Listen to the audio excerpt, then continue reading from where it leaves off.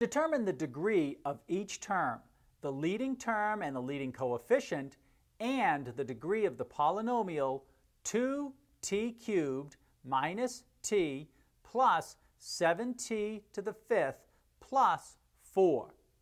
So the degree of each term. For this term, it's 3. For this term, it's 1. For this term, it's 5.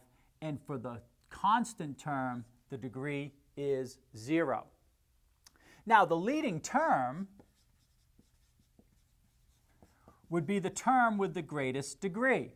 Well, this is the greatest degree. It belongs to this term. So the leading term is 7t to the power of 5.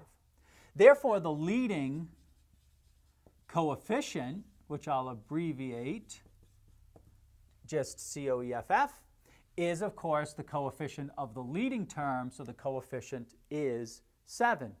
Now, the degree of the entire polynomial, which I'll abbreviate poly, the degree of the polynomial is the one that's the largest degree. Again, looking at all of the degrees, the largest degree is 5, therefore that's the degree of the polynomial.